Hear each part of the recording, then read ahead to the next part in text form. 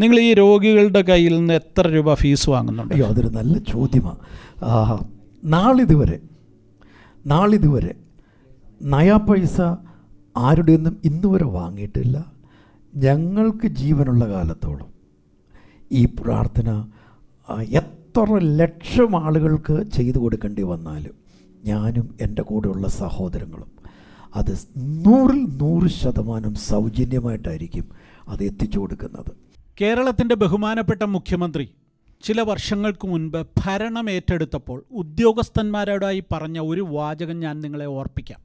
സെക്രട്ടേറിയറ്റിലെ ഓരോ ഫയലും ഒരു ജീവിതമാണ് എന്ന മനോഹരമായൊരു സ്റ്റേറ്റ്മെൻറ്റാണ് അദ്ദേഹം നടത്തിയത്. ഉദ്യോഗസ്ഥന്മാർ ആ ഫയലുകൾ താമസിപ്പിച്ച് ആളുകളുടെ ജീവിതം കുഴപ്പത്തിലാക്കരുത് എന്നുള്ള അർത്ഥത്തിലാണത് പറഞ്ഞത്. ഇവിടെ എൻ്റെ മുൻപിലും പിൻപിലുമായി 90 ലക്ഷം ഫയലുകളുണ്ട്. അക്ഷരാർത്ഥത്തിൽ ഒരു ഫയലിൽ കൊള്ളേണ്ടതിലധികം വിവരങ്ങൾ ഉള്ളടങ്ങിയ A4 പേപ്പറുകളാണ് ഇവിടെയുള്ളത്. പ്രേയിങ് കേരള എന്ന നിശബ്ദമായ ഒരു ആത്മീയ വിപ്ലവത്തിന് തുടക്കം കുറിച്ച അനുഗ്രഹീതനായ ദൈവദാസൻ ബ്രദർ സാം ഡി ജോൺ, എൻ്റെ സ്നേഹിതൻ, ഇവിടെ എന്നോടുകൂടെയുണ്ട്. അദ്ദേഹത്തിൻ്റെ ഈ പ്രവർത്തനം കഴിഞ്ഞ 4260 ദിവസങ്ങളായി തുടർമാനമായി ഇടതടവില്ലാതെ പ്രാർത്ഥനയുടെ ചിറകിൽ കേരളത്തെ വഹിക്കുകയാണ്. തിങ്കൾ മുതൽ ശനി വരെ രാവിലെ 6 മണി മുതൽ 7 മണി വരെ ലൈവായി വിളിക്കുന്ന എല്ലാവരോടും പ്രാർത്ഥനാ വിഷയങ്ങൾ ചോദിച്ച് അവരുടെ പ്രാർത്ഥനകൾക്ക് മറുപടി നൽകുന്ന അനുഗ്രഹീതമായൊരു ശുശ്രൂഷ. ആ ശുശ്രൂഷയുടെ കഥകൾ കേൾക്കുവാനാണ് ഞാനിവിടെ വന്നിരിക്കുന്നത്. ആ കഥകൾ എൻ്റെ പ്രേക്ഷകർക്കും അറിയുവാൻ താല്പര്യമുണ്ടാകും. ഞാൻ നേരത്തെ പറഞ്ഞതുപോലെ 90 ലക്ഷം പേപ്പറുകളിലുള്ള 90 ലക്ഷം ജീവിതങ്ങളുടെ അനുഭവങ്ങൾ, വേദനകൾ, ദുഃഖങ്ങൾ, പ്രത്യാശ, സന്തോഷം എല്ലാം കർത്താവിൻ്റെ ദാസനിൽ നമുക്ക് കേൾക്കാം. സ്വാഗതം ചെയ്യാം പാസ്റ്റർ സാം ഡി ജോണിനെ. Thank you so much for coming. ഞങ്ങളോട് കൂടെ ഇവിടെ സമയം കണ്ടെത്തിയതിന് പ്രത്യേകം നന്ദി പറയുന്നു. Praying Kerala is the first interactive Christian television programme in the world. തത്സമയം നടക്കുകയും അതേസമയം തന്നെ ടെലിവിഷനിലും കൂടെ എത്തിയ ഇന്ത്യയിലെ ലോകത്തിലെ ആദ്യത്തെ ക്രിസ്ത്യൻ ടെലിവിഷൻ പ്രോഗ്രാമാണ്. 100% live in production, 100% real time on the TV. ആ സ്വഭാവത്തിൽ കൊണ്ടുവന്ന ആദ്യത്തെ ക്രിസ്ത്യൻ TV പ്രോഗ്രാം കൂടിയാണ് പ്രേയിങ് കേരള. ഇത് രാവിലെ 6 തൊട്ട് 7 വരെ മൺഡേ ടു സാറ്റർഡേ ഹാർവസ്റ്റ് TVയിലൂടെയും യൂട്യൂബിലൂടെയും ആർക്കും ഏത് രാജ്യത്തിരുന്നും ഇതിൽ പങ്കെടുക്കാം. അവരവരുടെ സൗകര്യമനുസരിച്ച് യൂട്യൂബിലൂടെ പിന്നീടുള്ള സമയത്തും പങ്കെടുക്കാം. അവരുടെ പ്രാർത്ഥനാ വിഷയങ്ങൾ വാട്സാപ്പ് നമ്പർ അവിടെ കൊടുത്തിട്ടുണ്ട്, അല്ലെങ്കിൽ ടെലിഫോൺ നമ്പറുകളുണ്ട്, അല്ലെങ്കിൽ ഇമെയിലുണ്ട്. ഇതിലേത് വഴി വേണമെങ്കിലും ആ പ്രാർത്ഥനാ വിഷയങ്ങൾ അറിയിക്കാം. അവരുടെ കൂടെ ചേർന്ന് പ്രാർത്ഥിക്കുന്നു. പ്രേയിങ് കേരളയിൽ ഞങ്ങൾ നമുക്കായി പ്രാർത്ഥിക്കുന്നു, നമ്മൾ അന്യോന്യം പ്രാർത്ഥിക്കുന്നു, നമ്മൾ കുടുംബമായി മറ്റുള്ളവരുടെ കൂടെ മറ്റുള്ളവർക്ക് വേണ്ടി ചേർന്ന് പ്രാർത്ഥിക്കുന്നു. നമുക്ക് അങ്ങോട്ട് നിന്ന് സംസാരിച്ചാലോ?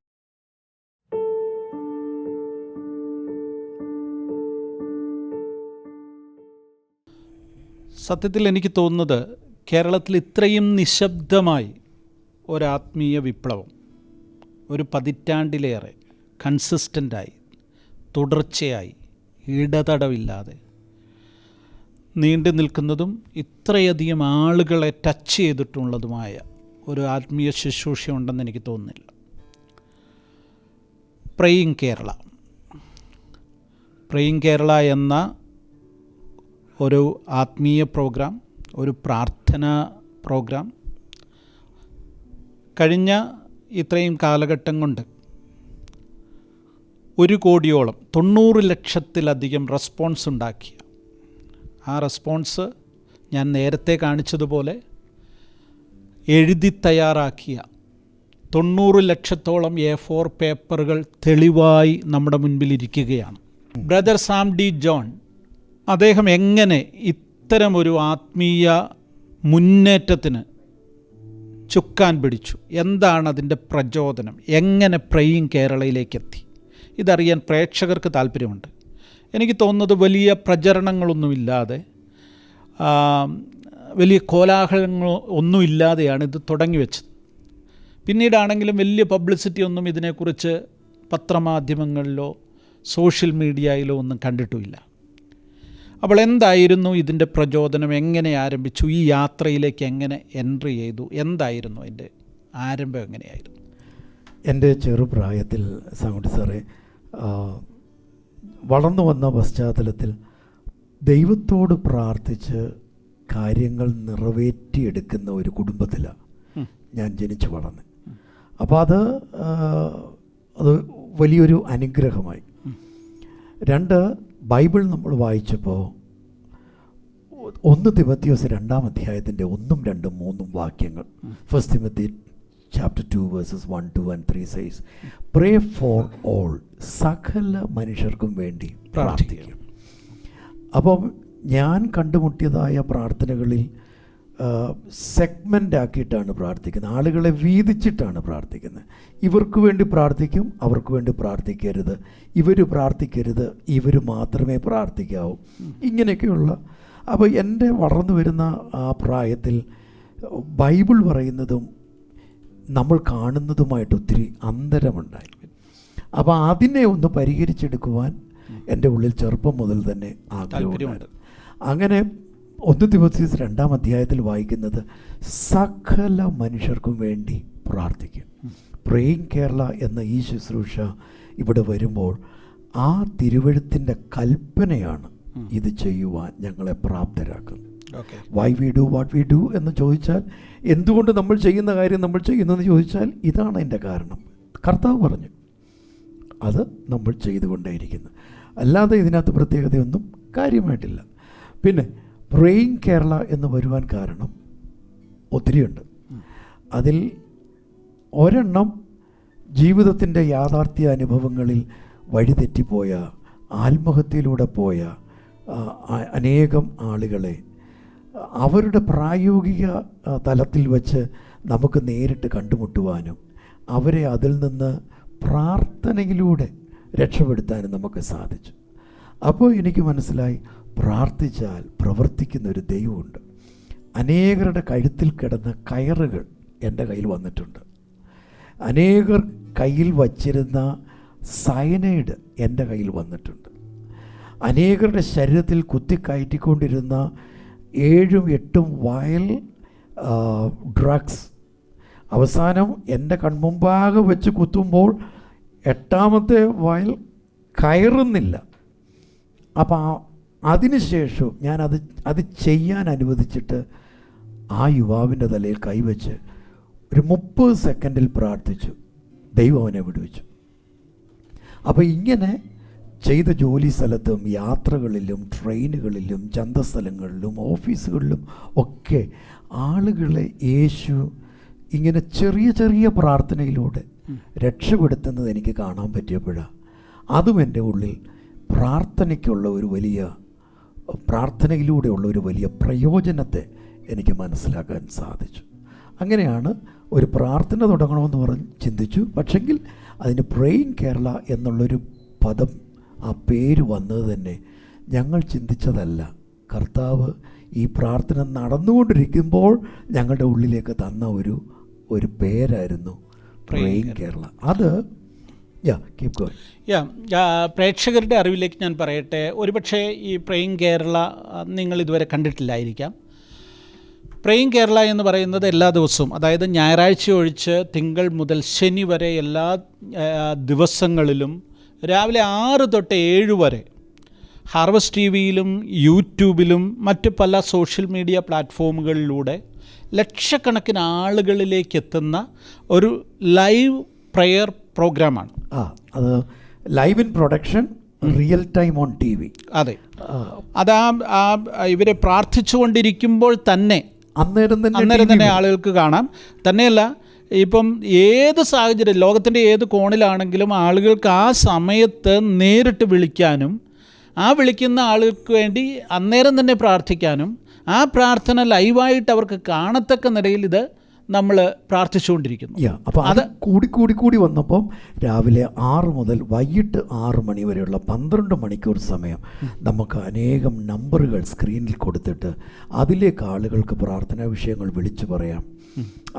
പിന്നെ അത് നമ്മൾ എഴുതി വെക്കുന്നു, അവർക്ക് വേണ്ടി ചേർന്ന് പ്രാർത്ഥിക്കും. അതാണ് നമ്മൾ ഈ കഴിഞ്ഞ 12 വർഷം കൊണ്ട് നമുക്ക് ലഭിച്ച പ്രയർ റിക്വസ്റ്റുകളുടെ ഒരു ബണ്ടിൽസാണ് നമ്മളിവിടെ കണ്ടത്. അടുക്കി വെച്ചിരിക്കുന്ന A4 പേപ്പറുകൾ. ലോകത്തിൽ ഇതുപോലെ ഒന്ന് ഇത് മാത്രമേ. ഞാൻ ശരിക്കും വണ്ടറാണ്, ഞാനിത് കണ്ടിട്ട് അത്ഭുതപ്പെട്ടു പോയി. കാരണം ഈ A4 പേപ്പറുകളുടെ ബണ്ടിൽ ഞാൻ അവിടെ നിൽക്കുമ്പോൾ എനിക്ക് 5 അടി 9 ഇഞ്ചാണ് ഉയരം.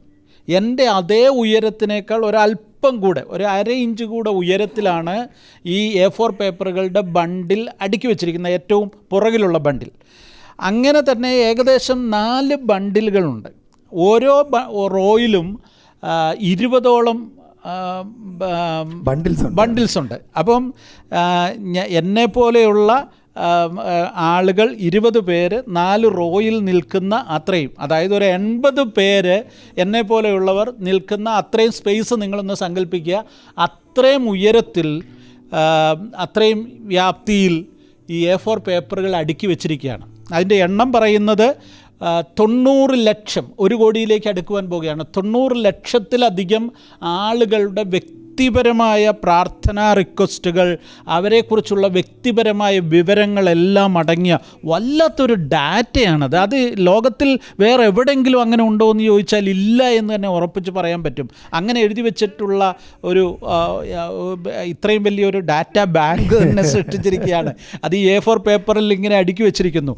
അത് തന്നെ ഒരു സാക്ഷ്യമാണ്. സത്യത്തിൽ ഈ പ്രേയിങ് കേരളയുടെ ഈ റൂമിലേക്ക്, ഈ പ്രാർത്ഥനാ മുറിയിലേക്ക് കയറുമ്പോൾ വിസ്മയിപ്പിക്കുന്ന ഒരു കാഴ്ചയാണത്. അമേസിങ്, അത് തന്നെയാണ്, ആ വാക്കാണ് അതിന് ഉപയോഗിക്കുവാനുള്ളത്. എനിവേ, പറഞ്ഞു വന്നു എങ്ങനെയാണ് ഈ പ്രേയിങ് കേരള എന്നുള്ള പേരിലേക്കൊക്കെ എത്തിയെന്ന്. എങ്കിലും ഞാൻ ചോദിക്കുകയാണ്, ഇതിൻ്റെ ഒരു ടെക്നിക്കൽ സൈഡ് അതൊന്നും കൂടെ ഒന്ന് വിശദീകരിക്കുന്നതല്ലായിരിക്കും. ഇപ്പം നമ്മളെ സംബന്ധിച്ചിടത്തോളം, പ്രേക്ഷകരെ സംബന്ധിച്ചിടത്തോളം ലൈവ് എന്ന് പറയുന്ന അത്ര പുതുമയുള്ള കാര്യമൊന്നുമല്ല. കാരണം ഇപ്പോൾ നമ്മളിവിടെ നിന്ന് ലോകത്തിൻ്റെ ഏത് ഭാഗത്തേക്കും വാട്സപ്പിൽ വീഡിയോ കോൾ വിളിക്കാൻ പറ്റുന്ന ഒരു കാലഘട്ടത്തിലാണ് നമ്മൾ ജീവിക്കുന്നത്. അതുകൊണ്ട് ലൈവ് ഒരു നമ്മളെ പുതുമയില്ല, അത്ഭുതപ്പെടുത്തുന്നില്ല. എന്നാൽ 12 വർഷം മുമ്പ് ഇത് ചെയ്യുമ്പോൾ ഇവിടുത്തെ സെക്യുലർ ടെലിവിഷൻ ചാനലുകൾക്ക് പോലും സാധിക്കാത്ത ഒരു കാര്യമായിരുന്നു അത് എന്ന് പറയുമ്പോഴാണ് ഇതിൻ്റെ ആ പ്രസക്തി നമുക്ക്, അല്ലെങ്കിൽ അത് എത്രത്തോളം വലിയൊരു കാര്യമാണ് ചെയ്തിരിക്കുന്നത് എന്നുള്ളത് മനസ്സിലാകുന്നത്. അപ്പോൾ അതിനെക്കുറിച്ചൊന്ന് പറഞ്ഞു. എൻ്റെ ഉള്ളിൽ എപ്പോഴും ഒരു ആഗ്രഹമായിരുന്നു തത്സമയം നടക്കുന്നൊരു പ്രാർത്ഥന തത്സമയം തന്നെ ആളുകളിലേക്ക് എത്തിക്കാൻ പറ്റുന്നൊരു സംവിധാനം ഉണ്ടാകണമെന്ന് ആഗ്രഹിച്ചു, ചിന്തിച്ചു, പ്രാർത്ഥിച്ചു. പക്ഷേ നമുക്ക് അതിനെ വഹിക്കാനൊരു കാരിയർ വേണം. അത് നമ്മൾ ഹാർവസ്റ്റ് ടി വിയുടെ ഉടമസ്ഥൻ മിസ്റ്റർ ബിബി ജോർജുമായിട്ട് സംസാരിക്കുമ്പോൾ മിസ്റ്റർ ബിബി അത് ഒരു 3, 4, 5 മിനിറ്റുകൾക്കുള്ളിൽ ഈ ഞാൻ പറഞ്ഞ സാധനത്തെ അദ്ദേഹം ഉൾക്കൊണ്ടിട്ട് അന്ന് ലൈവ് ചെയ്യണമെങ്കിൽ സ്പെഷ്യൽ പെർമിഷനൊക്കെ എടുക്കും. ശരിയാണ്, ഇത് പറയുമ്പോൾ ഒരാൾക്ക് മനസ്സിലാവണമല്ലോ നമ്മൾ എന്താ ഉദ്ദേശിക്കുന്നത്. അതെ, അപ്പം എനിക്കോട്ട് അറിയത്തുമില്ല എന്തോ ഈ പറയുന്നതെന്നുള്ളത്. ഞാൻ ഉദ്ദേശിക്കുന്ന സാധനം എനിക്ക് എത്തിക്കാൻ പറ്റുന്നുണ്ടോ എന്ന് ചോദിക്കുന്നില്ല, പറ്റുന്നില്ല. എങ്കിൽ പോലും ഇത് പറഞ്ഞു കഴിഞ്ഞപ്പോൾ ഹി വാസ് വില്ലിങ്, അദ്ദേഹം അതിന് തയ്യാറായി, അദ്ദേഹം അതിനത് മനസ്സിലായി. സോ അദ്ദേഹം ഇതിനെ വഹിക്കാൻ ഒരു കാരിയറായി മാറി. നമ്മുടെ കയ്യിൽ ദൈവം തന്ന ഒരാശയം, ഒരു ദർശനമുണ്ട്, പക്ഷെ അതിനെ വഹിക്കാൻ, ആളുകൾക്ക് എത്തിച്ചു കൊടുക്കാൻ ഒരു സംവിധാനം വേണമായിരുന്നു. അതിനവർ തയ്യാറായി. അങ്ങനെ ഞങ്ങൾ ഒന്നിച്ച് ഒരു എഗ്രിമെൻറ്റിലേക്ക് വരിക ചെയ്ത് ഇന്ന് 4260 ദിവസങ്ങൾ തത്സമയം കോട്ടയത്ത് രാവിലെ നമ്മുടെ സ്റ്റുഡിയോയിൽ 6 തൊട്ട് 7 വരെ നടക്കുന്ന ഈ പ്രാർത്ഥന അതേ സമയം തന്നെ ടി വിയിലും വരും. റിയൽ ടൈമിലാണ് വരുന്നത്. നമുക്കറിയാം ഇന്ന് മുഴുവൻ ലൈവിൻ്റെ കാലമെന്ന് പറഞ്ഞു. 5-6 പേര് നമുക്ക് ടി വിയിൽ ഇരുന്ന് ഉള്ള ഡിസ്കഷനൊക്കെ നമുക്ക് എല്ലാവർക്കും വർഷങ്ങളായിട്ട് പരിചയമുണ്ട്. പക്ഷേ അതൊന്നും തന്നെ റിയൽ ടൈമിലല്ല വരുന്നത്. അതെല്ലാം റെക്കോർഡ് ചെയ്യുന്നു. വേണ്ടുന്ന കാര്യങ്ങളെല്ലാം സെറ്റ് ചെയ്ത് വെച്ചതിന് ശേഷം ഫൈനലാക്കിയിട്ട് പിന്നെ ബ്രോഡ്കാസ്റ്റ് ചെയ്യുന്ന സമയത്ത് അവർ ലൈവ് എന്നിടുന്നതേ ഉള്ളൂ. ലൈവ് എന്ന് അവിടെ ഉദ്ദേശിക്കുന്നത് ലൈവായിട്ട് റെക്കോർഡ് ചെയ്തത്, അതുകൊണ്ട് ലൈവ് എന്ന് പറയുന്നത്. പക്ഷേ നമ്മളങ്ങനെയല്ല. 2013 ഫെബ്രുവരി 1-ാം തീയതി ഈ പ്രോഗ്രാം ടി വിയിലേക്ക് വരുമ്പോൾ ഇന്ത്യൻ ടെലിവിഷൻ രംഗത്ത് ഇതുപോലൊരു സംഭവം ആദ്യമായിരുന്നു. മിസ്റ്റർ പി വി ജോർജിനും അറിയത്തില്ല ഇതെങ്ങനെ വരും, എനിക്കും അറിയത്തില്ല ഇതെങ്ങനെ വരും. ബട്ട് ദൈവം അതിനെ അങ്ങനെ കൊണ്ടുവന്നു. ഫ്രം ദെൻ ഇന്ന് 4260 ദിവസങ്ങളാകുമ്പോൾ ഞങ്ങൾ 95 ലക്ഷത്തിലധികം കോളുകൾ ഇവിടെ വന്നിട്ടുണ്ട്. ലൈവായിട്ട് അത്രയും കോളുകൾ അല്ല, ആ ടൈമിലല്ല. ഇത് ഒരു കാലത്ത് രാവും പകലും നമുക്ക് 10ഉം 18ഉം പേര് ടെലിഫോൺ അറ്റൻഡ് ചെയ്യാനുണ്ടായിരുന്നു. പ്രത്യേകിച്ച് കോവിഡിൻ്റെ സമയത്ത് ഞങ്ങളെല്ലാം അവിടെ തന്നെ ഉണ്ടായിരുന്നുകൊണ്ട് രാവും പകലും ടെലിഫോൺ അറ്റൻഡ്. അപ്പം ഒരു ദിവസം തന്നെ 2800-ലധികം ടെലിഫോൺ കോളുകൾ ഇങ്ങോട്ട് വന്നിട്ടുണ്ട്. ₹1 പോലും ഇതുവരെ പരസ്യത്തിന് നമ്മൾ കൊടുത്തിട്ടുമില്ല, ആരോട്ട് പരസ്യം ചെയ്തിട്ടുമില്ല. ഞാനിപ്പോഴും ഓർക്കുന്നു, തുടങ്ങിയ സമയത്ത് സാങ്കുടി സാറ് ഹാലേലിയയുടെ ഡയറക്ടർ ചെയ്ത സമയത്ത് ഒരു ഫുൾ പേജ് പ്രേയിങ് കേരളയെക്കുറിച്ച് താങ്കളൊന്നും എഴുതിയതല്ലാതെ വേറെ ആരും ഇതുവരെ ഒന്നും ചെയ്തിട്ടില്ല, നമ്മളും ചെയ്തിട്ടില്ല. അതിൻ്റെ കാരണം ഈ പരസ്യമില്ലാതെ നമ്മളെ വിളിക്കുന്നവരെ പോലും നമുക്ക് അറ്റൻഡ് ചെയ്യാൻ പറ്റുന്നില്ല. ഞങ്ങൾ ഒരാൾക്ക് വേണ്ടി പ്രാർത്ഥിക്കാൻ എടുക്കുന്ന സമയം എന്ന് പറയുന്നത് 5 മുതൽ 10 സെക്കൻഡുകൾക്കുള്ളിലാണ്. വലിയ പ്രാർത്ഥന എന്ന് പറയുന്ന പ്രാർത്ഥന 30 സെക്കൻഡുള്ളിൽ തീർന്നിരിക്കും. എത്ര സങ്കീർണമായ വിഷയമാണെങ്കിലും ആ പ്രാർത്ഥന ആ ഒരു 30 സെക്കൻഡിനുള്ളിൽ. ഇതൊരു കൗൺസിലിംഗ് ശുശ്രൂഷയല്ല. അപ്പം ഇപ്പോൾ ഒരു ക്യാൻസർ ഇവിടെ വന്നു, കൈക്ക് വന്നു, അത് തക്കാളിക്ക കഴിച്ചിട്ടാണ് ആശുപത്രിക്കാർ തള്ളി ഇവിടുന്ന് ചികിത്സിച്ച്, ഇങ്ങനെ ഡീറ്റെയിൽസ് ഒന്നും അല്ല. സ്വാഭാവികമായിട്ടും ആളുകൾ അവരുടെ വേദനകൾ വളരെ ആഴത്തിൽ നിന്ന് ഇങ്ങനെ പറയാനായിട്ട് ശ്രമിക്കും. അപ്പം നമ്മളത് അവരെ ഹെൽപ്പ് ചെയ്യും. അങ്ങനെ പറയുന്നതുകൊണ്ട് ഒരു പ്രയോജനവുമില്ല. അതേസമയം ആ പറയുന്നത് യേശുവോട് പറയുകയാണെങ്കിൽ പറഞ്ഞു തരുന്നതിന് മുമ്പ് മറുപടി ഉണ്ടാകും. ഞങ്ങൾക്ക് സാറിപ്പം പ്രാർത്ഥനാ വിഷയങ്ങൾ എന്ന് പറഞ്ഞില്ലേ, ഇവിടെ ഇപ്പോൾ സംഭവിച്ചുകൊണ്ടിരിക്കുന്നത് പ്രാർത്ഥനാ വിഷയങ്ങളെക്കാൾ കൂടുതൽ യേശു കൊടുക്കുന്ന മറുപടികളുടെ എണ്ണമാണ്. ഞാൻ അതിലേക്ക് വരട്ടെ സാറേ. അതായത് ഇത്രയും പ്രാർത്ഥനാ വിഷയങ്ങൾ വന്നപ്പോൾ ധാരാളം വിടുതലുകളുടെ സാക്ഷ്യങ്ങളും നിങ്ങൾക്ക് കിട്ടി. അതേ ഇവിടെ ഉള്ളൂ. ഓക്കെ, അതിലാണ് നമ്മൾ നിൽക്കുന്നത്. അങ്ങനെയുള്ള പിന്നെ നമ്മളുടെ ഓർമ്മയിൽ നിൽക്കുന്ന ചിലതൊന്ന് ശ്രദ്ധയിലേക്ക് കൊണ്ടുവന്നാൽ നല്ലതായിരിക്കും. തീർച്ചയായിട്ടും. ഞാൻ ഇതിപ്പോൾ പറയും, ഈ കൊച്ച് ഇത് എൻ്റെ ഇരിക്കുന്ന ഈ വിവരം ഈ 7 വയസ്സ് ആയ ഒരു കുഞ്ഞിൻ്റെ വിവരം. ഇത് പാലക്കാട് നമ്മൾ ഈ പ്രാർത്ഥന കണ്ടതിന് ശേഷം ഒരു കൂട്ടം ആളുകൾ ഒരു കുഞ്ഞുമായിട്ട് പാലക്കാട് IMA ഹാളിൽ വരിക. IMA ഹാളിൽ വരുമ്പോൾ ഇവർക്ക് പ്രാർത്ഥനയോ ഒന്നും അറിയത്തില്ല. ഈ കൊച്ചിന് ജനിച്ച കാലം തൊട്ടതിന് ബ്രെയിനകത്ത് ട്യൂമറാണ്. അത് 3.5 വയസ്സായപ്പോഴേക്കും അത് മരിച്ചു എന്ന പരുവത്തിലെത്തി. പക്ഷെ ഈ കൊച്ചു മരിക്കുന്നില്ല. ഇവർ നോക്കി മടുത്തു. അതായത് 1 വർഷമായിട്ട് ഈ കൊച്ചു മരിക്കാൻ വേണ്ടി ഇവർ കാത്തിരിക്കുക. അങ്ങനെ വിഷമിക്കുമ്പോൾ ആണ് ആരോ പറഞ്ഞത്, ഇവിടെ കൊണ്ടുപോയി പ്രാർത്ഥി, ഈ കൊച്ചു വേഗം മരിക്കും. അപ്പം മരിക്കാൻ വേണ്ടി പ്രാർത്ഥിക്കാൻ വേണ്ടി കൊണ്ടുവന്നു. ഞങ്ങൾ പാലക്കാട് IMA ഹാളിൽ ഇറങ്ങി. ഞാൻ വണ്ടിയിൽ നിന്ന് ഇറങ്ങി ഗേറ്റ് മെയിൻ ഡോറിലേക്ക് വരിക. അപ്പോൾ അതിന് തൊട്ട് മുമ്പ് ഒരു വലിയ ഓട്ടോയിൽ ഒരു 6 പേര്, ഒരു പ്രായമുള്ള സ്ത്രീ, കയ്യിലിരുന്ന ഒരു ബാഗ് പോലൊരു സംഭവം എനിക്ക് തോന്നിയത്. അവരിതിനെ എടുത്ത് IMA ഹാളിൻ്റെ ആ ഫ്രണ്ട് ഡോറിൻ്റെ ഇവിടോട്ട് ഇങ്ങനെ ഇടുക ചെയ്തത്. പക്ഷേ അത് 3 പ്രാവശ്യം ഇടുന്നത് ഞാൻ കണ്ടു. ഞാൻ പെട്ടെന്ന് അവരെ പ്രാർത്ഥിച്ചു വിടുമ്പോൾ ഞാൻ അവരോട് അവർക്ക് വേണ്ടി പ്രാർത്ഥിച്ചു. ഞാനിരുന്നിടത്തുനിന്ന് മെയിൻ വാതിലിലേക്ക് ചെല്ലുന്നതിന് ഒരു 30 അടി കഷ്ടിച്ച് ദൂരമേ ഉള്ളൂ. സാറേ, വിശ്വസിച്ചാലും ഇല്ലെങ്കിലും ആ കുഞ്ഞ് കണ്ണു തുറന്നു. ഇന്നതിന് 7 വയസ്സായി. സ്കൂളിലെ ബെസ്റ്റ് സ്റ്റുഡൻ്റായി മാറി. തീർന്നില്ല, ഈ ഏരിയയിൽ ആരും തന്നെ പ്രാർത്ഥനയിൽ ഇതുപോലുള്ള പ്രാർത്ഥനയിൽ പങ്കെടുക്കുന്നവരല്ല. പക്ഷേ ഇന്ന് 10-60-ലധികം ആളുകൾ ഈ പ്രാർത്ഥനയിൽ പങ്കെടുക്കുന്നു. കുറേ ആളുകൾ പാലക്കാട് നമുക്ക് IMA ഹാളിൽ മീറ്റിംഗ് നടക്കുമ്പോൾ അവിടെ വരാറുണ്ട്. ഇങ്ങനെ എത്രയോ 10,000 വ്യക്തികളുടെ അനുഭവങ്ങൾ ഞങ്ങൾക്ക് പറയാനായിട്ട് സാധിക്കും. വേഗത്തിൽ പ്രവർത്തിക്കുന്ന യേശു, ആ യേശുവിനെ നമ്മൾ കാണും. മത്തായി, മർക്കോസ്, ലൂക്കോസ്, യോഹന്നാൻ, ഈ 4 സുവിശേഷങ്ങൾ വായിക്കുമ്പോൾ യേശുവിൻ്റെ പ്രവൃത്തികളെക്കുറിച്ച് വായിക്കുമ്പോൾ ഉടനെ അവൻ എഴുന്നേറ്റു നമ്മൾ വായിക്കുന്നില്ലേ? ഇല്ലേ? അപ്പോൾ പെട്ടെന്ന് അല്ലെ ഉടനെ. ഇത് 18 പ്രാവശ്യം വിശുദ്ധ ബൈബിളിൽ ഉപയോഗിച്ചിട്ടുണ്ട്. ആ ഉടനെ എന്ന വാക്കിൻ്റെ അർത്ഥം സമയത്തെ. ഉടനെ മീൻസ് ഉടനെ. ബൈബിൾ ഉടനെ എന്ന് പറഞ്ഞാൽ ഉടനെ എന്ന് തന്നെ അർത്ഥം, അപ്പോൾ തന്നെ എന്നതിനർത്ഥം. അപ്പം നമ്മൾ പ്രായോഗിക ജീവിതത്തിൽ ചിലപ്പോൾ പ്രാർത്ഥിച്ചപ്പോൾ മറുപടി കിട്ടാതായി കഴിഞ്ഞപ്പോൾ നമ്മൾ പിന്നെ ആ ടൈം ഫ്രെയിമിലേക്ക് മാറി. യേശുവിന് ഒരിക്കലും അന്നും ഇന്നും ഒരു മാറ്റവും ഇല്ല. ഇന്ന് കർത്താവിനോട് പറഞ്ഞാൽ ഇന്ന് തന്നെ മറുപടി. യേശു നാളെ വാ, ഞാൻ മറുപടി തരാം എന്നൊരിക്കലും പറഞ്ഞാരെയും വിട്ടിട്ടില്ല.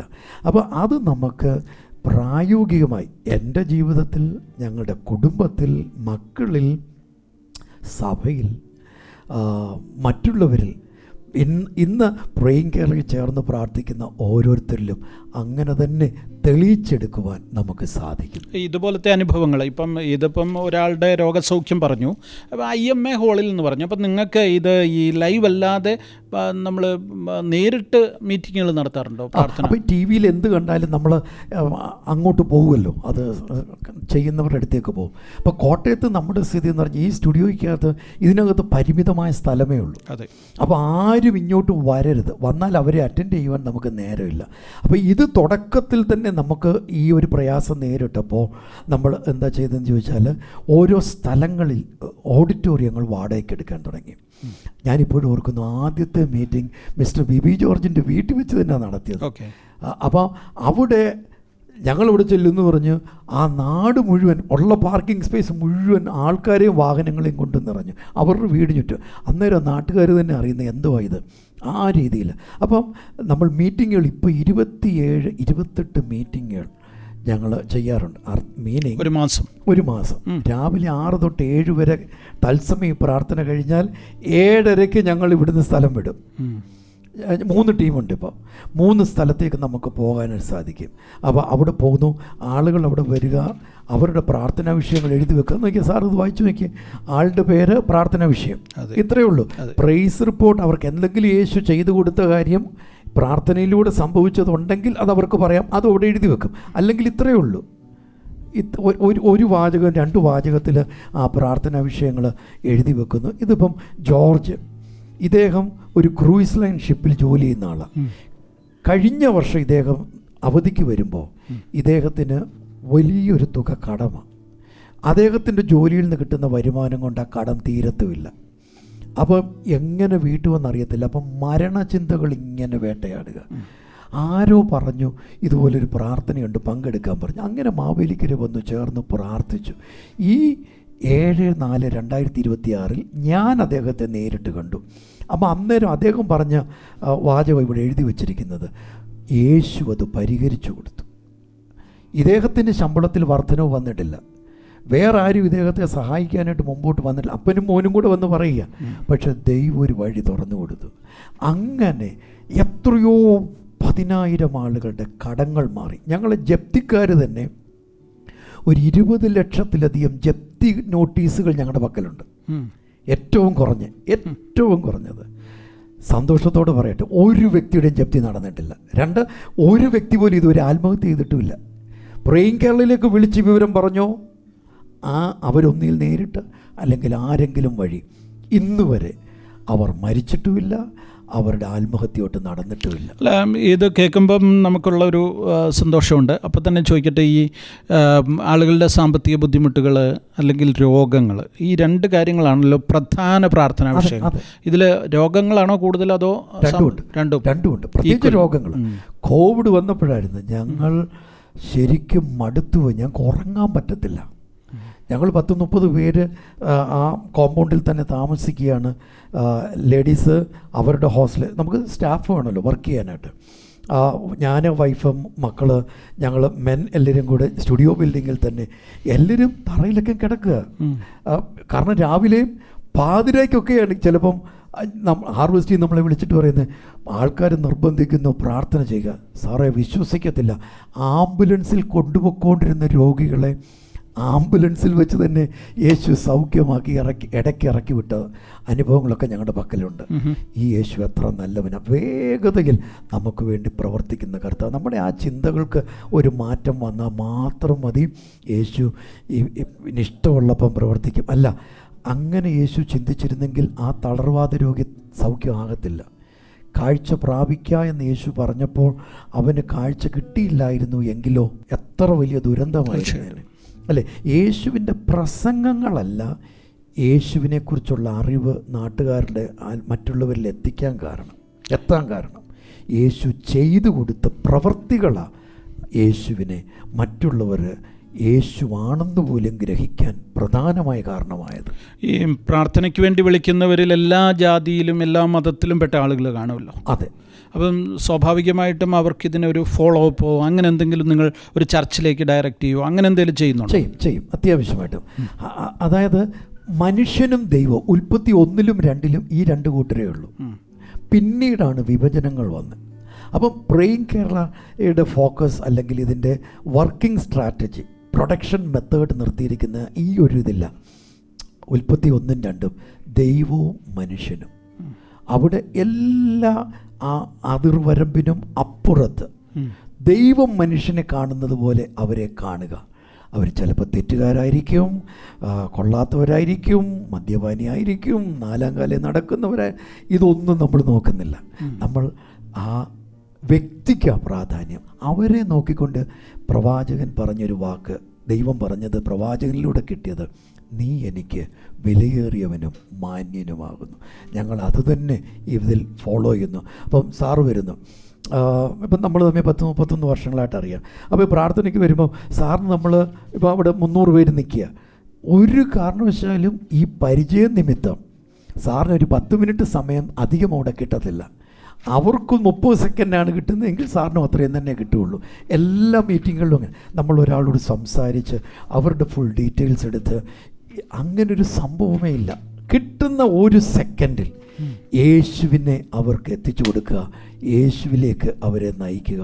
ജീവിതങ്ങൾ 10,000-കണക്കിന് ജീവിതങ്ങളുടെ ലൈഫ് സ്റ്റൈലുകൾ മാറുന്നു, ജീവിതശൈലി മാറുന്നു. ഓക്കെ, ഇതിപ്പം 10-30 പേരുള്ള ഒരു ടീം ഇതിൻ്റെ പുറകിൽ വർക്ക് ചെയ്യുന്നു, അല്ലെങ്കിൽ ഈ ടെക്നിക്കൽ കാര്യങ്ങളെല്ലാം ക്രമീകരിക്കണം. വലിയ ചിലവുള്ള ഒരു മിനിസ്ട്രിയാണ് നിങ്ങൾ ചെയ്തുകൊണ്ടിരിക്കുന്നത്. അല്ലാതെ സാമ്പത്തിക ആവശ്യങ്ങളുള്ളവർ. നിങ്ങൾ ഈ രോഗികളുടെ കയ്യിൽ നിന്ന് എത്ര രൂപ ഫീസ് വാങ്ങുന്നുണ്ട്? അയ്യോ, അതൊരു നല്ല ചോദ്യമാണ്. നാളിതുവരെ നയാ പൈസ ആരുടെ നിന്നും ഇന്നുവരെ വാങ്ങിയിട്ടില്ല. ഞങ്ങൾക്ക് ജീവനുള്ള കാലത്തോളം ഈ പ്രാർത്ഥന എത്ര ലക്ഷം ആളുകൾക്ക് ചെയ്തു കൊടുക്കേണ്ടി വന്നാലും ഞാനും എൻ്റെ കൂടെയുള്ള സഹോദരങ്ങളും അത് 100% സൗജന്യമായിട്ടായിരിക്കും അത് എത്തിച്ചു കൊടുക്കുന്നത്. ഈ പ്രോഗ്രാമിൽ നമ്മൾ ഈ അടുത്ത കാലത്ത് ഞങ്ങൾ അക്കൗണ്ട് നമ്പർ സ്ക്രീനിൽ ഇടുന്നുണ്ട്. അത് ഞങ്ങളെ ഒത്തിരി പേര് വഴക്ക് പറയും, ലൈക്ക് സാറിനെ പോലെയുള്ള നമ്മുടെ സുഹൃത്തുക്കളും പിന്നെ നല്ല ഹൃദയമുള്ള ഒത്തിരി പേരും ഞങ്ങളെ വഴക്ക് പറയാൻ തുടങ്ങിയതിന് ശേഷമാണ് അക്കൗണ്ട് നമ്പർ ഇപ്പോൾ സ്ക്രീനിലിടുന്നത്. അല്ലെങ്കിൽ ഞങ്ങൾ ഇന്ന് വരെ ഫണ്ട് റേസ് ചെയ്യുകയോ ഫണ്ട് ചോദിക്കുകയോ ഒരു രജിസ്ട്രേഷൻ ഫീസോ ഒന്നും ഒരു തരത്തിലുമുള്ള നേരിട്ടുള്ള ഫീസോ നിഗൂഢമായ ഫീസുകളോ ഒന്നും തന്നെ അന്നുമില്ല ഇന്നുമില്ല. വിദേശ സഹായമില്ല, സ്വദേശ സഹായമില്ല. ഇത്രയും ചിലവുള്ള ഒരു ക്രിസ്ത്യൻ TV പ്രോഗ്രാം ഇന്ന് ഇന്ത്യയിൽ ഈ 4260 ദിവസങ്ങൾ നടക്കുന്നുണ്ടെങ്കിൽ അത് പ്രേയിങ് കേരളയിൽ നിന്ന് മാത്രമേ ഉള്ളൂ. അപ്പോഴാണ് എൻ്റെ ചോദ്യം, പിന്നെ എങ്ങനെ ഇത് നടക്കുന്നു? അപ്പോൾ അതാണ് പറഞ്ഞത്, ഇത് മനസ്സിലാക്കി ദൈവം പ്രവർത്തിച്ച് ഇപ്പോൾ സാറിനെ പോലുള്ള ഒരു ആളുകൾ ആരെങ്കിലുമൊക്കെ ഞങ്ങളെ വിളിച്ച് അക്കൗണ്ട് നമ്പർ ചോദിച്ചിട്ട് അല്ലെങ്കിൽ മീറ്റിങ്ങുകൾക്ക് വരുമ്പോൾ അവർക്ക് താല്പര്യമുള്ള തുകയൊക്കെ അവിടെ കൊണ്ട് കൊടുക്കുക. അങ്ങനെയൊക്കെ വരുന്ന തുക കൊണ്ടാണ്, പൈസ കൊണ്ടാണ് ഇതിങ്ങനെ പോകുന്നത്. പക്ഷേ അത് നമ്മുടെ എല്ലാ എക്സ്പെൻസും മീറ്റ് ചെയ്യാൻ പറ്റുന്നില്ല. ഒന്നാമത്തെ കാര്യം, റെൻറ്റഡ് ബിൽഡിങ്ങിലാണ് ഇത് പൊയ്ക്കൊണ്ടിരിക്കുന്നത്. ഞങ്ങൾ ഇതിലേക്ക് വരുന്നതിന് മുമ്പ് ഇന്ത്യയിലും മറ്റു പല രാജ്യങ്ങളിലും കുറേ അധികം കാര്യങ്ങൾ ചെയ്തുകൊണ്ടിരുന്ന സമയമാണ്. അപ്പോൾ അതിൽ നിന്ന് മാറി ഞങ്ങൾ ഇതിലേക്ക് വന്നപ്പോൾ ഞങ്ങൾക്ക് ബിൽഡിംഗ് ഉണ്ടാക്കാനുള്ള നേരവും പണമോ ഉണ്ടായിരുന്നില്ല. കിട്ടിയ പൈസ, ഉള്ള പൈസ മുഴുവൻ ഈ പ്രാർത്ഥന മറ്റുള്ളവർക്ക് എത്തിക്കുന്നതിന് വേണ്ടി രാവും പകലും ഞാനും എൻ്റെ കുടുംബം, 3 മക്കൾ, എൻ്റെ കൂടെയുള്ള ടീം, സഹോദരന്മാർ രാവും പകലും ഇതിനകത്ത് ജോലി ചെയ്യുക. ഞങ്ങൾക്കൊരു കോളെന്ന് പറഞ്ഞാൽ ജോലിയാണ്. ഒരു കോൾ വന്നാൽ ഈ പേപ്പർ എടുക്കണം, ഫോൺ എടുക്കണം, അവരുടെ പേരെഴുതണം, അവരുടെ ഫോൺ നമ്പർ എഴുതണം, അവരുടെ സ്ഥലം എഴുതണം, അവരുടെ പ്രാർത്ഥനാ വിഷയം എഴുതണം, അല്ലെങ്കിൽ യേശു അവർക്ക് ചെയ്തു കൊടുത്ത കാര്യം അവിടെ എഴുതണം. എന്നിട്ട് അവരുടെ കൂടെ പ്രാർത്ഥിച്ച് നിർത്തണം. അപ്പോൾ ഒരു വ്യക്തിക്ക് വേണ്ടി ഒരു 3 മിനിറ്റൊക്കെ ചിലപ്പോൾ ടെലഫോണിൽ വരുന്ന വിവരങ്ങൾക്ക് വേണ്ടി നമുക്ക് വേണ്ടി വരും. ഇത് കണ്ടില്ലേ, സമയം കുറയ്ക്കാൻ വേണ്ടി ചെയ്തു വെച്ചിരിക്കുന്ന ഓരോ കാര്യങ്ങളുണ്ട്. പ്രമേഹമുണ്ടോ, കൂടുതലാണോ, കുറവാണോ, ടിക്ക് ചെയ്താൽ മതി. അപ്പോൾ കാരണം ഇവിടെ ഞങ്ങൾക്കുള്ള ആളുകൾക്ക് ഇവിടെ വരുന്ന കോളുകൾ എടുക്കാൻ പറ്റുന്നില്ല, അത്രയ്ക്ക് അധികമായിട്ട് ഇത് പൊയ്ക്കൊണ്ടിരിക്കുന്നത്. ഓക്കെ, ഈ ഇത്രയും വർഷം 12 വർഷങ്ങൾ തുടർച്ചയായിട്ട് 4260 ദിവസങ്ങൾ കണ്ടിന്യൂസ് ആയിട്ട് ഇത് നടന്നു. ഈ 12 വർഷം എന്ന് പറയുമ്പോൾ മലയാളത്തിൽ പറഞ്ഞ ഒരു വ്യാഴവട്ടം പൂർത്തിയായി. അപ്പോൾ ഈ ഒരു വ്യാഴവട്ടം എന്നൊക്കെ പറയുന്നത് ഒരു വളരെ പ്രത്യേകതയുള്ളൊരു കാലഘട്ടമാണ്. അപ്പോൾ അത് കഴിഞ്ഞാൽ അടുത്തൊരു സ്റ്റെപ്പ് എന്തുവാ, എന്താ നിങ്ങളുടെ പ്ലാൻ എന്തുവാ? അതെ, തീർച്ചയായിട്ടും നമ്മളിതിപ്പം മലയാളത്തിലും ഞാനോ എൻ്റെ വൈഫും മറ്റു ചിലരും ഈ പ്രോഗ്രാമിൽ വരുന്ന സമയം ഞങ്ങൾ അല്പം ഇംഗ്ലീഷും കൂടെ ചേർത്ത്, കാരണം ഹിന്ദിക്കാർ, തമിഴർ, ആന്ധ്രയിൽ നിന്നുള്ളവർ, മറാഠി ഭാഷ സംസാരിക്കുന്നവർ, ബംഗാളി ഭാഷ സംസാരിക്കുന്നവർ, ഹിന്ദി ഭാഷ, അങ്ങനെ മൾട്ടിപ്പിൾ ലാംഗ്വേജ് ഗ്രൂപ്പ്സ് ഇപ്പോൾ ഈ പ്രാർത്ഥനയിൽ പങ്കെടുക്കും. അവർക്ക് മലയാളം അറിയത്തില്ല, പക്ഷേ അവരുടെ നല്ല സാക്ഷ്യങ്ങൾ ഇവിടെ ഇരിപ്പുണ്ട്. അപ്പം യേശു അവർക്ക് സൗഖ്യം നൽകും. അത് അതത് സ്ഥലങ്ങളിൽ നിന്ന് കോട്ടയത്ത് ഞങ്ങൾ പറയാതെ പോലും, ഞങ്ങളോട് പോലും അറിയിക്കാതെ പോലും ആളുകൾ കോട്ടയത്ത് വന്നിട്ടുണ്ട്. ട്രെയിൻ കയറിയോ പ്ലെയിൻ പിടിച്ചൊക്കെ വന്നിട്ടുണ്ട്. ഇപ്പോൾ അടുത്ത എന്ന് പറയുന്നത് ഞങ്ങൾ പ്രേയിങ് കേരള, പ്രേയിങ് ഇന്ത്യ ആയിട്ട് മാറിയിട്ട് അത് ഹിന്ദിയിലേക്ക് വരാനുള്ള പരിശ്രമങ്ങൾ നടത്തിക്കൊണ്ടിരിക്കുക. അതിൻ്റെ ടെക്നിക്കൽ ടീംസിനെ നമുക്ക് പ്രിപ്പയർ ചെയ്തെടുക്കണം. അതിന് പ്രാർത്ഥിക്കുവാനും അറ്റൻഡ് ചെയ്യുവാനും ടെലഫോൺ അറ്റൻഡ് ചെയ്യുവാനും ഒക്കെയുള്ള സംവിധാനങ്ങൾ ഉണ്ടാകണം. ഇന്നത്തെ സ്റ്റേജിൽ ഒരു 300 പേര് നിന്നോ വർക്ക് ചെയ്യേണ്ട ഒരു സിറ്റുവേഷനിലാണ് നമ്മൾ ഇപ്പോൾ എത്തിയിരിക്കുന്നത്. അത് 300 പേര് 24 മണിക്കൂർ വർക്ക് ചെയ്യേണ്ട ഒരു സിറ്റുവേഷനിലാണ്. അത് സിമ്പിൾ. ഈ പ്രാർത്ഥനയില്ല, ഇപ്പോൾ 6 തൊട്ട് 6 വരെ ലഭിക്കുന്നത് ഈ പ്രയർ ഹെൽപ്പ് ലൈൻ, അത് അടുത്ത 12 മണിക്കൂർ രാത്രി കൂടെ ആക്കിയാൽ ഡെയിലി 2000-നും മീതെ കോളുകൾ ഞങ്ങൾക്ക് ഇവിടെ എഴുതിയെടുക്കാൻ സാധിക്കും. അതാണ് ഇപ്പോഴത്തെ സിറ്റുവേഷൻ. അത് ആളുകൾ ഇത് പങ്കെടുക്കുന്നവർ വേറൊരാളോട് പറയുന്നത് കൊണ്ട് മാത്രമാണ് ഇത് സംഭവിക്കുന്നത്. മിനിഞ്ഞാന്ന് ഇവിടെ വന്ന ഒരു കോള്, ട്രിവാൻഡ്രം മെഡിക്കൽ കോളേജിൽ 19 വയസ്സുള്ള മകള് അവളുടെ ക്ലാസ്സിലിരിക്കുമ്പോൾ മയങ്ങി വീണു. ആ കുട്ടിയുമായിട്ട് അമ്മ ഹോസ്പിറ്റലിൽ വന്നു. പെട്ടെന്ന് അതിന് വെൻറ്റിലേറ്ററിൻ്റെ സഹായത്തിലേക്ക് കൊണ്ടുപോകേണ്ടി വന്നു. അതിൻ്റെ തലയ്ക്കകത്ത് എന്തോ ഒരു ട്യൂമറോ ഏതാണ്ടൊക്കെ അവർ കണ്ടുപിടിച്ചേക്കുന്നത്. അപ്പോൾ ഒരു സർജറി കഴിഞ്ഞു. ഈ കൊച്ച് അൺകോൺഷ്യസ് സ്റ്റേജിൽ. ഈ അമ്മയോട് അവർ വിളിച്ച് പറയുകയാണ്, വീട്ടുകാരോടും, ഈ കൊച്ച് രക്ഷപ്പെടത്തില്ലെന്ന്. ആ അമ്മ അവിടെ കിടന്ന് അലറുമ്പോൾ അവിടെ കൂടി വന്ന ആളുകളുടെ കൂട്ടത്തിൽ ഉള്ള ഒരാൾ അവരോട് പറയുക, പ്രേയിങ് കേരളയുടെ നമ്പർ കൊടുത്തിട്ട് പറയും, ഇവിടെ ഇപ്പോൾ വിളിച്ച് പറ, അവർ പ്രാർത്ഥിക്കും. അതായത് ഇന്നിപ്പോൾ 11th അല്ലേ, ഇത് 9th ഏപ്രിലിൽ നടന്ന ദിവസം, മിനിഞ്ഞാന്ന് മെഡിക്കൽ കോളേജിൽ നിന്ന് ഇവിടെ വിളിച്ചു പ്രാർത്ഥിച്ചു. ഉച്ച കഴിഞ്ഞപ്പോൾ ആ കൊച്ചു കണ്ണു തുറന്നു. അപ്പോൾ ആളുകൾ ഇതിന് ഉത്തരവാദിത്വം എടുക്കുക. സർജറി ചെയ്യുന്ന ഡോക്ടേഴ്സ് അവർ MRI ഒക്കെ കണ്ടിട്ട് ആണല്ലോ സർജറി എടുക്കുന്നത്. ആ തുറന്നു കഴിയുന്ന ഉടനെ അവർക്ക് മനസ്സിലാകുന്നു ഇത് സർജറി ചെയ്താലും രക്ഷപ്പെടത്തില്ല, എന്നാ പറഞ്ഞ സർജറി ചെയ്തില്ലെങ്കിലും ഇതിങ്ങനെ അങ്ങ് പോവുള്ളൂ, ആൾ നിൽക്കത്തില്ല. അപ്പോൾ അവർ അവിടെ നിന്നുകൊണ്ട് അവരുടെ രക്തം പുരണ്ട കൈകൊണ്ട് അവരുടെ ഫോണിൽ നിന്ന് ആളുകളെ ഈ നമ്പറിലേക്ക് വിളിച്ചിട്ട് പ്രാർത്ഥന വിഷയങ്ങൾ അറിയിക്കുന്ന മെഡിക്കൽ ഡോക്ടേഴ്സുണ്ട്. 100 കണക്കിന് medical professionals in and around the world.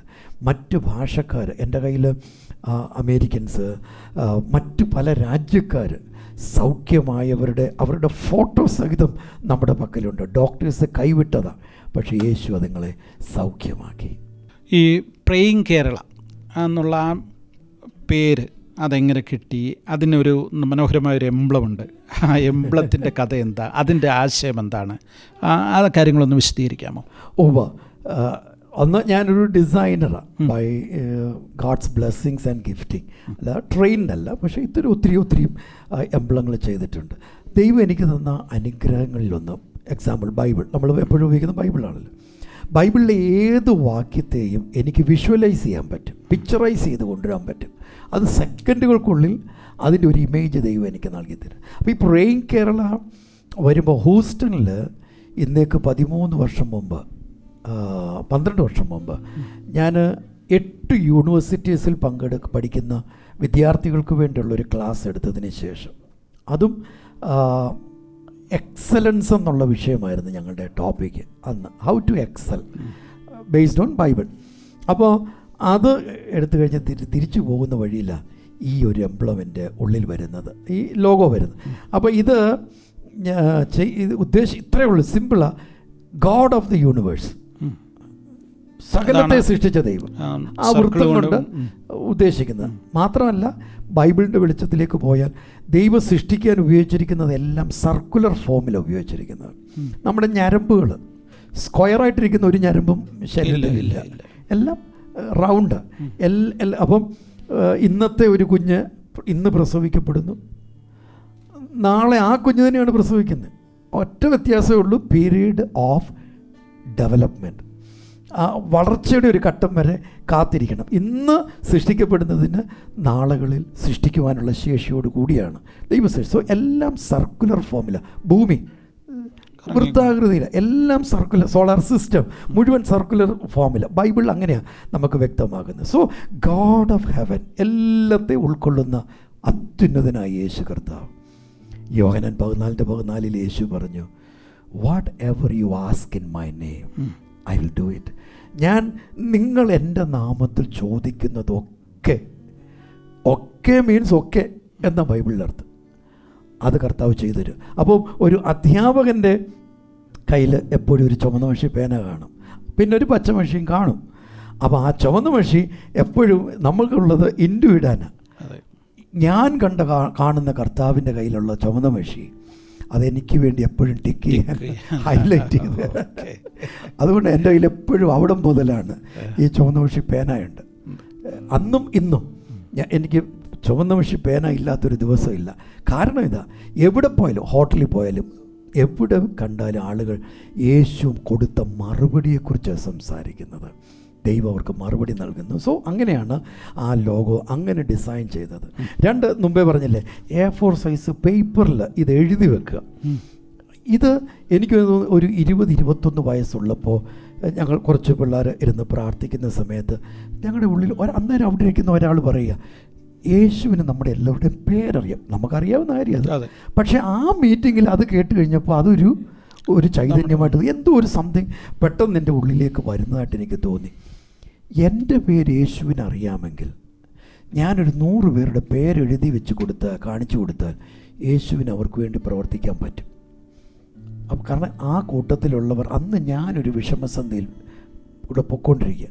അപ്പം ആ വിഷമസന്ധിക്ക് വേണ്ടി ആ ഇരിക്കുന്ന 6 പേര് കൂടി എൻ്റെ പേരെടുത്തു പറഞ്ഞ് പ്രാർത്ഥിച്ച് ദൈവം എന്നെ മറുപടി തന്നു.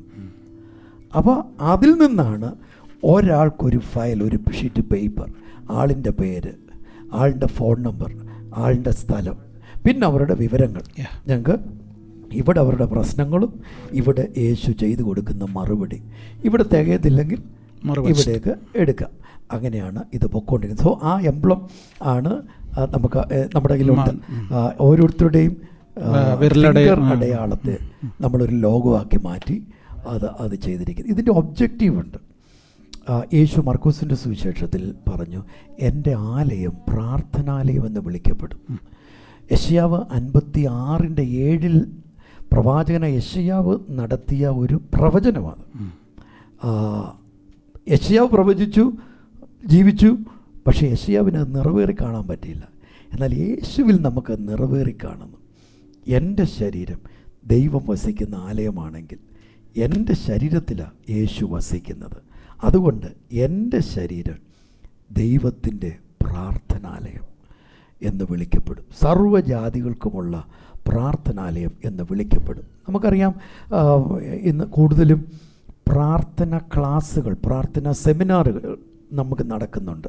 ഇഷ്ടംപോലെ പ്രാർത്ഥനയെക്കുറിച്ച് പാഠങ്ങൾ നമുക്ക് കിട്ടുന്നുണ്ട്, പ്രസംഗങ്ങൾ കിട്ടുന്നുണ്ട്, ബൈബിൾ സംബന്ധമായ പുസ്തകങ്ങൾ പല കോളേജുകളുടെയും ലൈബ്രറിയനും ഒക്കെ ആയിരുന്നുകൊണ്ട് ലക്ഷക്കണക്കിന് പുസ്തകങ്ങൾ എൻ്റെ കയ്യിലൂടെ കയറി ഇറങ്ങിയിട്ടുണ്ട്. അപ്പോൾ അതിൽ തന്നെ 60% പ്രയറിനെ സംബന്ധിക്കുന്നതായിരിക്കും.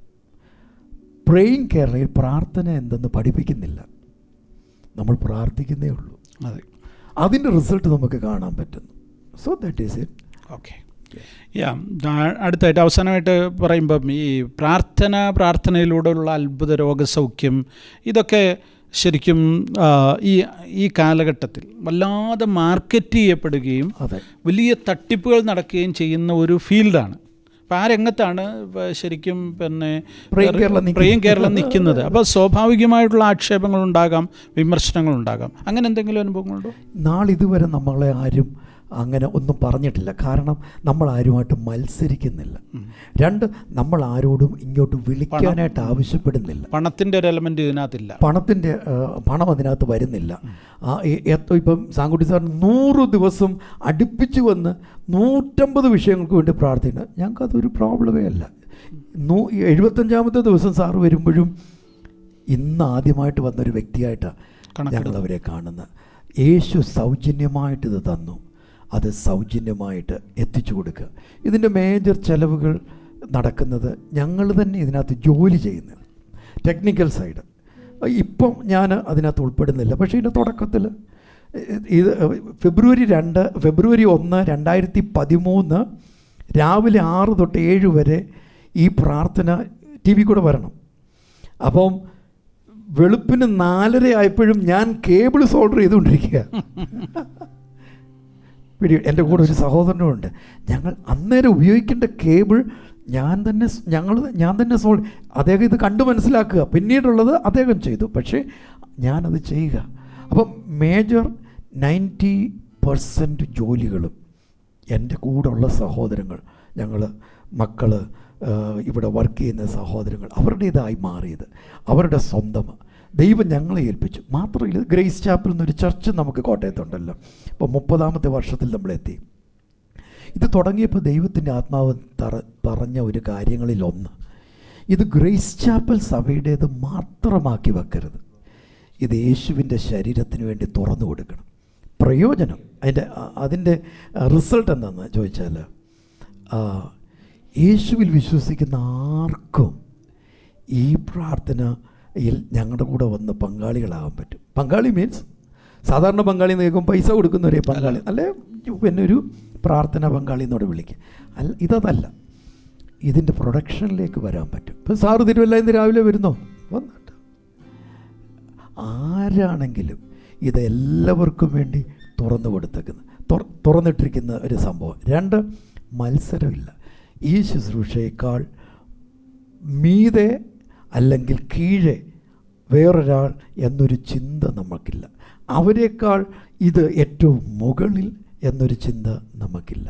ദൈവം നമ്മളെ ഏൽപ്പിച്ചത് നമ്മൾ ചെയ്യുന്നു, ഓരോരുത്തരെ ഏൽപ്പിച്ചത് അവരവർ ചെയ്യുന്നു. ഒറ്റ ഉദ്ദേശമേ ഉള്ളൂ, ആകാശത്തിൻ്റെ കീഴിൽ ഓരോ മനുഷ്യനും യേശുവിൻ്റെ പ്രാർത്ഥനാലയമായി മാറണം.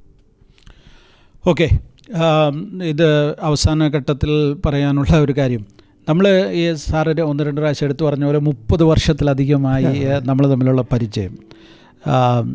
പ്രേക്ഷകരുടെ അറിവിലേക്ക് പറയട്ടെ, ഞാൻ പണ്ട് താമസിച്ചിരുന്നത് കോട്ടയത്തായിരുന്നു. എൻ്റെ ജീവിതത്തിൻ്റെ ആരംഭ കാലഘട്ടങ്ങൾ, കുറേ കാലഘട്ടം ഞാൻ കോട്ടയത്താണ് താമസിച്ചിരുന്നത്. അപ്പോൾ കോട്ടയത്ത് ഞാൻ ഹല്ലേലൂയ പത്രത്തിൻ്റെ തുടക്ക കാലഘട്ടം, ആ കാലഘട്ടത്തിൽ ഇവിടെ ആയിരിക്കുമ്പോൾ ആ സമയത്താണ് പാസ്റ്റർ സാം ഡി ജോൺ കോട്ടയത്തേക്ക് ഒരു ദർശനത്തോടെ കോട്ടയത്ത് വരുന്നു. അദ്ദേഹം ഇവിടെ നേരത്തെ പറഞ്ഞ പോലെ ഗ്രേസ് ചാപ്പൽ ചർച്ച് എന്ന പേരിൽ ഒരു ട്രേഡ് സെൻറ്റർ, ശാസ്ത്രി റോഡിലുള്ള ട്രേഡ് സെൻറ്റർ ഓഡിറ്റോറിയത്തിൽ, ചെറിയൊരു ഓഡിറ്റോറിയമാണത്, അവിടെ ഒരു ആരാധന ആരംഭിക്കുന്നു. അപ്പം ആദ്യത്തെ ഞായറാഴ്ച എൻ്റെ കൂടെ ഹല്ലേലൂയയിൽ എൻ്റെ സഹപ്രവർത്തകനായിട്ടുള്ള ബിനു ജോൺ അവിടെ കുടുംബമായിട്ട് ബിനും വൈഫും കൂടെ അവിടെ ആരാധനയ്ക്ക് പോയി.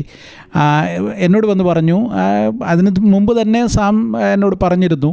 എനിവേ, പിറ്റേ ഞായറാഴ്ച മുതൽ ഞങ്ങളും ആ ആരാധനയുടെ ഭാഗമായി ആ രാവിലെ ഉള്ള ആരാധന ഞങ്ങളെ സംബന്ധിച്ചിടത്തോളം ഏറ്റവും അനുഗ്രഹകരമായ ഒരു ആരാധനയായിരുന്നു. ആ ഗ്രേസ് ചാപ്പൽ ചർച്ച് ഇപ്പോഴും കോട്ടയത്തുണ്ട്, KPS മേനോൻ ഓഡിറ്റോറിയത്തിൽ.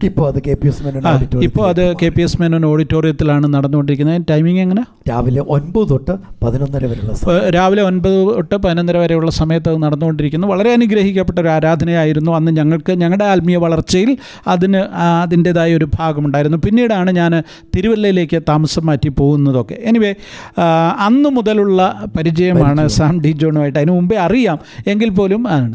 അതിനു മുൻപ് സാം ഡി ശരിക്കും പിന്നെ GFIയിൽ ജോലി ചെയ്തിട്ടുണ്ടായിരുന്നു അല്ലേ? KP യോഹന്നാൻ്റെ ആത്മീയാത്രയിൽ വളരെ അതൊരു ഒരു പിന്നെ അടിസ്ഥാനപരമായിട്ട് സുവിശേഷത്തെക്കുറിച്ചും സുവിശേഷ പ്രവർത്തനങ്ങളെക്കുറിച്ചും ഒക്കെയുള്ള ഒരു അടിത്തറയിട്ടൊരു കാലഘട്ടം അല്ലേ? എൻ്റെ പഠനത്തിന് ശേഷം ഞാൻ ഡൽഹിയിൽ താമസിച്ച് പല ബൈബിൾ സ്കൂളുകളിലും ഒക്കെ പഠിപ്പിക്കുന്നൊരു സമയമുണ്ട്. ഓക്കെ. അതിനുശേഷം പെട്ടെന്നൊരു സിറ്റുവേഷനിൽ എനിക്ക് നാട്ടിൽ വരേണ്ടി വന്നു. അങ്ങനെ ഇരിക്കുമ്പോഴാണ് ഇവിടെ ഒരു ഓപ്പണിംഗ് കിട്ടി. അവരുടെ കൂടെ ചേർന്ന്. ശരിക്കും സ്വദേശം എവിടാ? ഞങ്ങൾ ബേസിക്കലി റാന്നി വീട്ടുപേര് റാന്നി എല്ലുമുള്ളുമാങ്കൽ എന്ന് പറയും. എല്ലുമുള്ളുമാങ്കൽ. ഫാദർ പാസ്റ്ററായിരുന്നു? പപ്പ പാസ്റ്ററായിരുന്നു. ഇപ്പോഴും ചർച്ച് ബോർഡിൽ അവർക്ക് റിട്ടയർമെന്റ് ഉണ്ട്. പപ്പ ഇപ്പോഴും ഉണ്ട്. മമ്മി മരിച്ചുപോയി 2 വർഷം മുമ്പ്. ഫാദറിന്റെ പേര് പാസ്റ്റർ AJ ഡാനിയൽ. ഓക്കെ. വൈഫിന്റെ പേരെന്തുവാ? എൻ്റെ വൈഫിന്റെ പേര് സുനു സാം. മക്കള് 3 പേര്. David, Steve, Chris. 3 പേരും ചെറുപ്പം തൊട്ട് തന്നെ അവർ ഇത് കണ്ടു വളർന്നു. അവരും ഇതിനകത്ത് 100% ഇൻവോൾവ് ചെയ്യുന്നു. ആ കുഞ്ഞുങ്ങളുടെ സപ്പോർട്ടില്ലായിരുന്നെങ്കിൽ, എൻ്റെ കുടുംബത്തിൻ്റെ വൈഫിൻ്റെ കുഞ്ഞുങ്ങളുടെ സപ്പോർട്ടില്ലായിരുന്നെങ്കിൽ, വേറൊരു വാക്കിൽ എൻ്റെ കൂടെ അവരോട് ഓടുന്നില്ലായിരുന്നെങ്കിൽ ഒരു കാരണവശാലും അവരൊരു പ്രൊഫഷണൽ ജോലിക്കൊന്നും ശ്രമിച്ചില്ലേ? അവരെല്ലാം പ്രൊഫഷണലി ക്വാളിഫൈഡ് ആണ്. എല്ലാവരും പ്രൊഫഷണലി. ഒന്നാമത്തെ ആളും ഏറ്റവും ഇളയ ആളും ബോൺ മ്യൂസീഷ്യൻസാണ്. അവരുടെ കുഞ്ഞിലെ തന്നെ ഒത്തിരിയും ആളുകൾ അവരെ ആവശ്യപ്പെട്ടു. പക്ഷേ ഞങ്ങൾ അവരെ പിടിച്ചു കൊണ്ടുപോകാതെ, അങ്ങോട്ട് വിട്ടുകൊടുക്കാതെ, എന്നാ പറയുന്നത്, ദൈവം അവർക്ക് വേണ്ടി കരുതിയ ആ ഭാവിയിലൂടെ അവർ യാത്ര ചെയ്യട്ടെ എന്ന് നമ്മൾ ആഗ്രഹിച്ചു. അത് ഇന്ന് നമുക്കത് കാണാൻ സാധിക്കുന്നു. നടുക്കത്തെ ആൾ മാത്രമേ ഇപ്പോൾ വെളിയിൽ ജോലി ചെയ്യുന്നു. അവന് മാസ്റ്റേഴ്സ് ഇൻ മീഡിയ കഴിഞ്ഞതിന് ശേഷം കാരുണ്യ യൂണിവേഴ്സിറ്റിയിൽ നിന്ന് ബാംഗ്ലൂരിൽ ഒരു ഇൻ്റർനാഷണൽ ഓർഗനൈസേഷനിൽ ഫിലിം രംഗത്ത് തന്നെയാണ് വർക്ക് ചെയ്യുന്നത്. ഏറ്റവും ഇളയാളും മൂത്താളും കൂടിയാണ് ഇപ്പോഴത്തെ ഈ സ്റ്റുഡിയോ ഇതിൻ്റെ രാപകൽ ഇതിൻ്റെ വർക്കുകൾ അവർ മിക്ക ദിവസങ്ങളും ഇവിടുന്ന് രാത്രിയിൽ മേജർ വർക്കുകളെല്ലാം ചെയ്തതിന് ശേഷമായിട്ട് പോകുമ്പോൾ തന്നെ 1:30, 2, 3 മണി ഒക്കെ ആകാറുണ്ട്. പക്ഷേ ഞങ്ങൾക്ക് ഒരു സന്തോഷം. അവർ മാത്രമല്ല, ഞങ്ങളുടെ ഫുൾ ടീം യാത്രകൾ, എൻ്റെ കൂടെ സഹോദരങ്ങൾ എത്ര 1000 മണിക്കൂറുകളാണ് യാത്ര ചെയ്യുന്നത്. കാരണം എവിടെ പോയാലും ഞങ്ങൾക്ക് തിരിച്ചുവിടെ കോട്ടയത്ത് വരണം രാവിലത്തേക്ക്. അപ്പം അവർ യാത്ര ചെയ്യുക. അതിന് കാരണം യേശു പ്രവർത്തിക്കുന്ന ഒരു യേശുവിനെ ഞങ്ങൾക്ക് തിരുവെഴുത്തിൽ മത്തായി, മർക്കോസ്, ലൂക്കോസ്, യോഹന്നാനിൽ നിന്ന് കണ്ടെത്താൻ പറ്റി. ആ യേശുവിൻ്റെ പ്രവൃത്തി ഞങ്ങൾക്ക് ഇപ്പോഴും അനുഭവിക്കുവാനും സാധിക്കുന്നു. ഓക്കെ. പ്രേയിങ് കേരള എന്ന പ്രാർത്ഥനാ പ്രോഗ്രാമിലൂടെ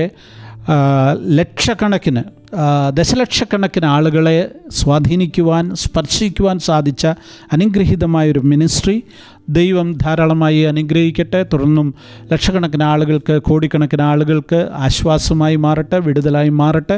നിങ്ങളുടെ പ്രാർത്ഥനയിൽ ഈ പ്രവർത്തനത്തെ ഓർക്കുക. സാം ഡി ജോണിൻ്റെ, അദ്ദേഹത്തിൻ്റെ സംഘത്തിൻ്റെ ഒക്കെ പ്രവർത്തനങ്ങൾ കുറച്ചുകൂടെ വിപുലമായ നിലയിൽ കൂടുതൽ ആളുകളിലേക്ക് എത്തട്ടെ എന്ന് പ്രാർത്ഥിക്കുക. ദൈവം ധാരാളമായിട്ട് അനുഗ്രഹിക്കട്ടെ. ഹല്ലേലൂയയുടെ പ്രേക്ഷകർക്ക് വേണ്ടി ഞാൻ എല്ലാ അഭിനന്ദനങ്ങളും പറയുന്നു. ഞങ്ങളുടെ പ്രേക്ഷകർക്ക് വേണ്ടി, ഞങ്ങൾക്ക് വേണ്ടി പ്രാർത്ഥിച്ചുകൊണ്ട് ഇത് അവസാനിപ്പിക്കണം. Thank you so much. ഇന്ന് ഇവിടെ വരികയും ഈ പ്രോഗ്രാം ഇങ്ങനെ റെക്കോർഡ് ചെയ്ത് പബ്ലിഷ് ചെയ്യുവാൻ കാണിച്ച വലിയ മനസ്സിന് ഞങ്ങളുടെ ഹൃദയം നിറഞ്ഞ നന്ദി പറയുന്നു. നമ്മൾ 2 അല്ല, നമ്മൾ 1. എല്ലാവരും ഒരു കുടുംബമായി നമുക്കൊന്നിച്ച് പോകാൻ സാധിക്കട്ടെ. ഞാനിങ്ങനെ പറയട്ടെ, prayer becomes prayer only when prayer is prayed. പ്രാർത്ഥനയാകുന്നത് പ്രാർത്ഥിച്ചു കഴിയുമ്പോൾ മാത്രമാണ്. സോ ഒരു ടീച്ചർ എന്ന നിലയിൽ, അധ്യാപകൻ എന്ന നിലയിൽ എനിക്ക് 1 മണിക്കൂർ പഠിപ്പിക്കുന്നതിന് നോട്ട്സിൻ്റെ പോലും ആവശ്യമില്ല ഇത്രയും വർഷങ്ങളിലെ എക്സ്പീരിയൻസിൽ. പക്ഷേ അതെനിക്ക് എളുപ്പമാണ്. എന്നാൽ ഏറ്റവും പ്രാർത്ഥിക്കാനാണ്.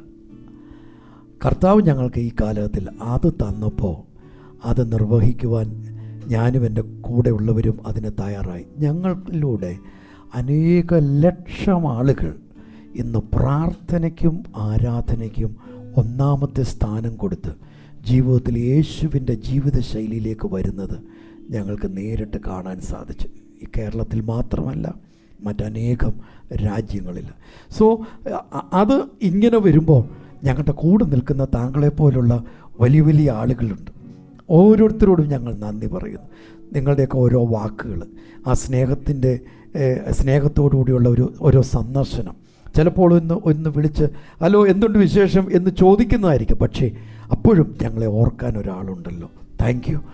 നമ്മുടെ അച്ഛൻ കുഞ്ഞലന്തൂർ, കുര്യാക്കോസ്, നമ്മുടെ പഴയ ടീം എല്ലാവരും അങ്ങോട്ടും ഇങ്ങോട്ടും വിളിക്കുകയോ തമ്മിൽ സഹായിക്കുകയോ സ്നേഹിക്കുകയോ കരുതുകയോ ഒക്കെ ചെയ്യുന്നു. എൻറ്റയർ ബോഡി ഓഫ് ക്രൈസ്റ്റ് എല്ലാവർക്കും നന്ദി പറയുന്നു. Thank you so much for this time. പ്രാർത്ഥിക്കാം. കർത്താവേ, ഈ ഡിസ്കഷനിൽ ഞങ്ങളെ ശ്രദ്ധിച്ച എല്ലാവരെയും അനുഗ്രഹിക്കുന്നു. അവിടുത്തെ വരവിനായി ഞങ്ങളെ ഒരുക്കണം. അവിടുത്തെ വരവിന് മുൻപ് ആകാശത്തിൻ്റെ കീഴിൽ ഓരോ വ്യക്തിയും യേശുവിൻ്റെ പ്രാർത്ഥനാലയമാക്കി മാറേണ്ടതിന് ഞങ്ങളെ അവിടുന്ന് ഓരോരുത്തരെയും ഉപയോഗിക്കും, നന്മ കൊണ്ട് നിറയ്ക്കും. യോഹന്നാൻ 10:10 എഴുതിയിരിക്കുന്ന യേശു നൽകുന്ന ആ സമൃദ്ധമായ ജീവനാൽ ഞങ്ങളെല്ലാവരെയും നിറയ്ക്കണം. കർത്താവായ യേശുവേ, എന്നിൽ വസിച്ച് എന്നെ അനുഗ്രഹിച്ച് എന്നെ മറ്റുള്ളവർക്കും അനുഗ്രഹമാക്കണമേ. യേശുവിൻ നാമത്തിൽ പിതാവേ, ആമേൻ. Thank you.